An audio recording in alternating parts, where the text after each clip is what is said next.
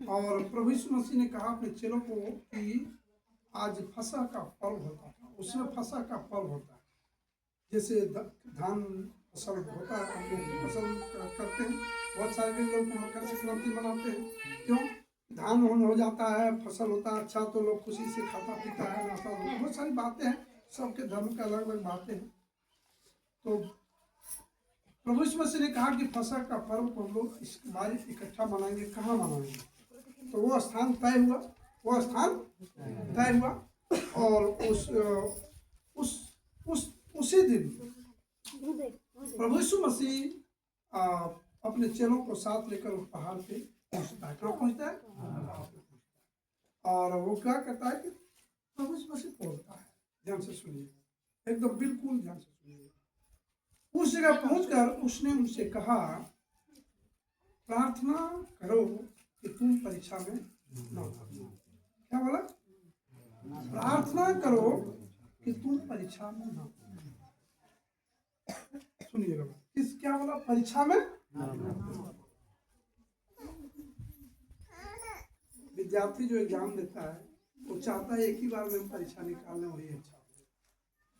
एक ही बार में पढ़े, मैट्रिक पास हो गया, इंटर पास हो गया, बीए हो गया, एक ही बार में हम IAS बन जाए, एक बार में हम पढ़ने परीक्षा निकालने चाहता। क्यों? कितना तैयारी लगता है करने में, फेल हो जाता तो फिर परीक्षा देना पड़ता है, फिर एक साल समय जाता है। प्रभु यीशु मसीह सारे मानव जगत की बात हो रहा कि प्रार्थना करो कि तुम परीक्षा में ना पड़ो। आज लोग 1 मिनट में फंस जाता है। कितने मिनट में? 1 मिनट में बुराई में फंस के बर्बाद हुआ। आज देख रहे सबसे अधिक जदीद बर्बाद हो रहा है व्यभिचार। किसमें? सबसे अधिक जदीद कोई बर्बादी का कारण ला रहा तो है व्यभिचार। क्या चीज का? अब व्यभिचार। और व्यभिचार में फंस कर सबसे पहले क्या किया? इस शरीर का, ये परमेश्वर का मंदिर है। इस शरीर किसका मंदिर है? परमेश्वर। ये सुंदर काया किसने बनाया? परमेश्वर। इसके अंदर कौन है? अगर हम इसको गंदा करेंगे तो इसमें रोग लगेगा। क्या लगेगा?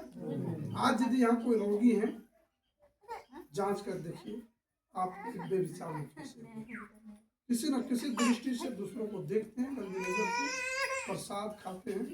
और 2 चीजें बहुत गंदा है, मूर्ति पर चढ़ाया गया प्रसाद और बेविचार। ये 2 चीजों से घर में तबाही आता है। इसको ऑन रिकॉर्ड हम बोलते हैं, और लाइव मीटिंग में वचन में लिखा हुआ है, ये चीज है और ये चीज बोलना चाहिए। मूर्ति पर चढ़ाया गया प्रसाद, भूत पर चढ़ाया गया।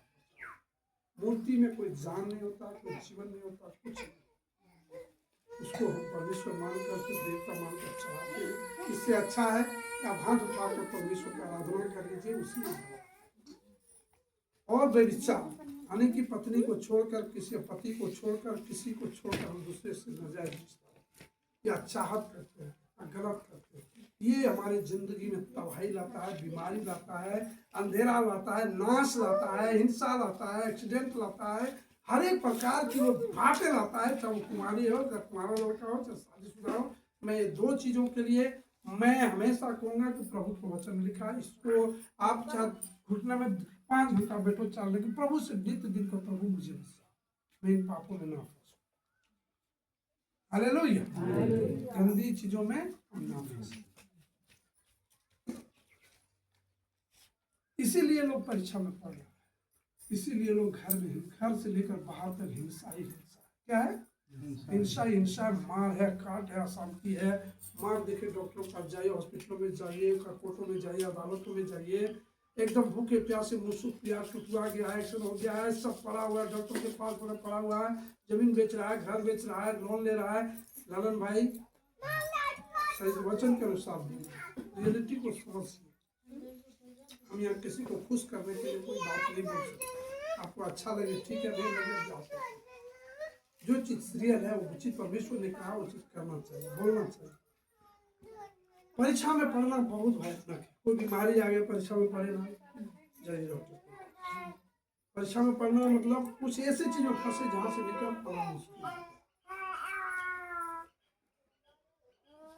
लूका 10:45 में फिर प्रभु कहता है, जब प्रभु यीशु मसीह पहाड़ पे गया और अपने चेलों को बोला कि तुम लोग प्रार्थना करो ताकि परीक्षा में ना पड़ो।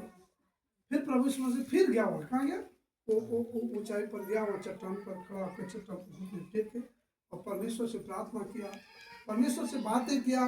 प्रभु यीशु मसीह ने कहा, हे पिता, अगर हो सके तो जो ये कटोरा मुझसे कर दिया जो मैं पीने वाला।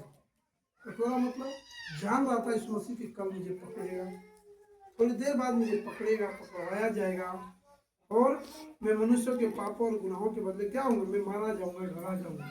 लेकिन इतना भयानक दंड यीशु मसीह को जिस तरह दंड मिला, इस संसार में किसी व्यक्ति को इतना दंड नहीं, उस तरह से उसे मारा। देखो, फांसी देना अलग बात, फांसी में अगर कोर्ट का अदालत देता है तो उसको ले जाता है, नहला धुला कर उसको जो है समय डॉक्टर पूछता है क्या खाओगे, क्या पियोगे, लास्ट में आखिरी इच्छा भी पूछता है। लेकिन जब यीशु मसीह को प्यास भी लगा ना, तो उसे पानी नहीं पिया लोगों ने, उसको सिरका पिला दिया। क्या पिला दिया? अगर किसी को पानी का प्यास लगा हो और उसे आप गुड़ का पानी पिला दें, नमक का पानी पिला दें, तो तड़प के नहीं मरता। तो जब यीशु मसीह ने कहा पानी पानी, तो उसको क्या दिया? उसके जो माँ थी, उसके जो सेवकिया लोग थी साथ में जो सेवा करते थे, वो लोग दौड़ के गया पानी देने के लिए, लेकिन सिपाही लोगों ने नहीं लेने दिया। लेकिन यीशु मसीह ने पानी जब मांगा तो उसको सिरका पिला दिया, कपड़ा में भिगा कर जो ऊंचाई पे था उसको मुंह में फूंक दिया। सिरका है, मीठा होता है, वो और 10 गुना प्यास को बढ़ा देता है। सिरका क्या करता है? आपके प्यास को और बढ़ा देता है। देखिए, जो आदमी मर रहा है, जो इंसान मर रहा है क्रूस पर, उसके साथ कितने लोग हैं, फिर भी वो यीशु मसीह क्या कहे, प्रभु इसको क्षमा कर, ये नहीं जानते क्या कर। इतना जो आंसू बहता है, इतना जो रोते हैं, किस लिए रोते हैं, क्यों ऐसा निकलता है? तो जिसके अंदर प्रभु आ गया, जिसके अंदर आत्मा है प्रभु का, वो सेम नहीं रहता, वो अपने लिए नहीं जीना चाहता। तो जानता कि प्रभु ने हमारे लिए इतना कुछ कहा, हम काश प्रभु के लिए थोड़ा सा भी सेवा करने का मौका मिले, ऐसा नहीं थोड़ा सा भी हमको यदि मिल जाए महिमा करने का, तो मेरा जीवन हालेलुया, यीशु मसीह की जय। उसे सिरका पिला दिया। देखिए, परीक्षा में पढ़, हंसिए मत, हंसने का वर्ड ही नहीं है यहाँ पर, हंसने का या वर्ड ही नहीं, मुंह नहीं निकालिए। परीक्षा में पढ़ना बहुत भयानक है। वो फिर ऊपर गया और ऊपर जा करके तो नीचे आता तो देखता फिर उसका चेला लोग सो गया। क्या हो गया?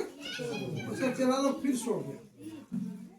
तो बोलता है, तो वो प्रार्थना से उठा और अपने चेलों के पास आकर उन्हें उदासी के मारे सोता था। उस सबके जीवन में क्या था? उदासी। क्या था? उदासी, सोता था। और उनसे कहा, क्यों सोते हो, उठो, प्रार्थना करो कि परीक्षा में, उठो, क्यों सोते हो, प्रार्थना करो कि परीक्षा में। हम आप लोगों से हालेलुया,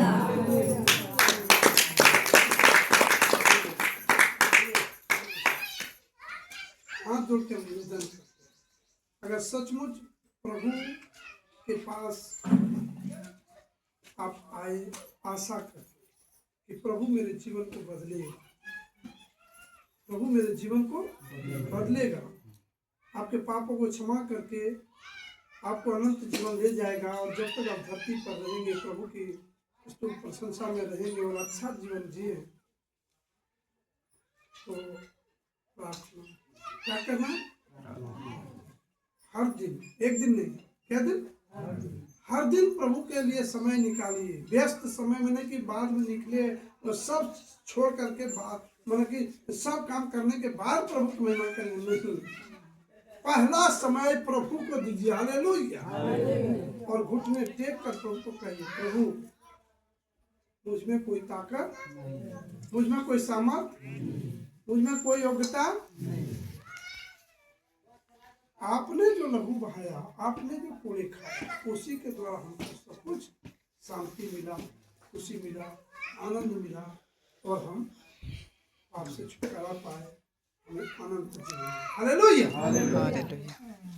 प्रभु कहता है प्रार्थना करो कि परीक्षा में ना पड़ो।